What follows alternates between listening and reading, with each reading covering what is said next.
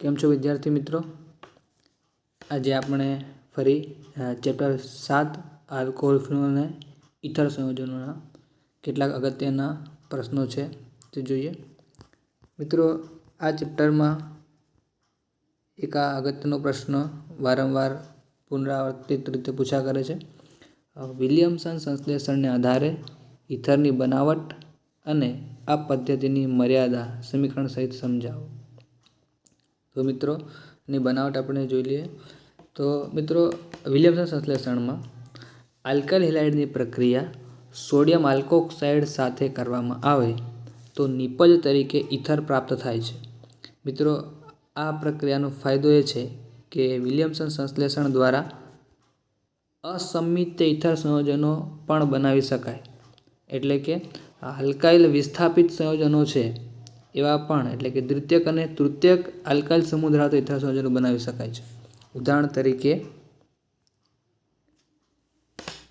અહીં આપણે ઉદાહરણ જોઈએ તો સોડિયમ તૃતીયક બ્યુટાઇલ ઓક્સાઇડની પ્રક્રિયા છે એ મિથાઇલ બ્રોમાઇડ સાથે કરવામાં આવે તો આપણે જોઈ શકીએ છીએ કે તૃતીયક વિસ્થાપિત ઇથર છે એ આપણને નિપજ તરીકે મળે છે. હવે આ જે પ્રક્રિયા છે તેની મર્યાદા આપણે જોઈએ તો અહીં જે આલ્કાઇલ હેલાઇડ છે એ પ્રાથમિક હોય તો ઉત્તમ પરિણામ પ્રાપ્ત થાય, સારામાં સારી નિપજ પ્રાપ્ત થાય.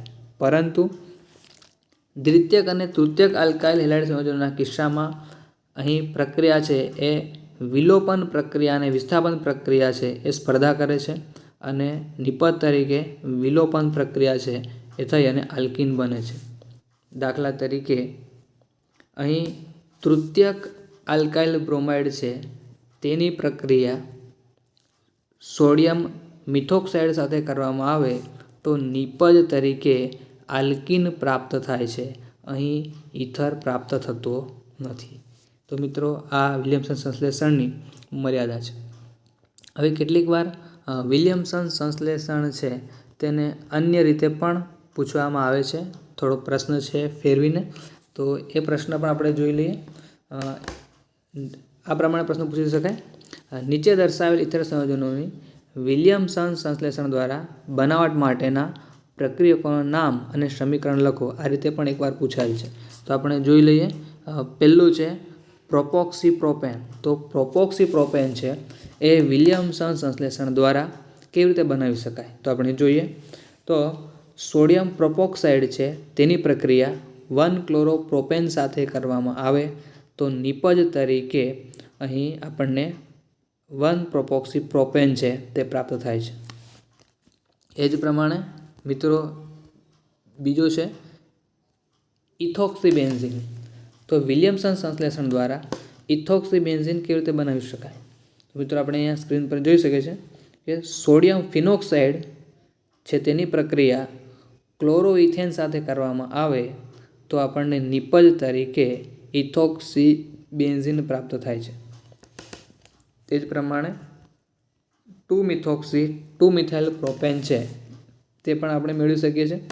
જોઈ શકીએ છીએ આપણે સોડિયમ તૃતીયક બ્યુટાઇલ ઓક્સાઇડ છે તેની પ્રક્રિયા ક્લોરોમિથેન સાથે કરવામાં આવે તો વિલિયમસન સંશ્લેષણ પ્રક્રિયા દરમિયાન અહીંયા 2-મિથાઇલ પ્રોપેન છે તે નિપજ તરીકે પ્રાપ્ત થાય છે.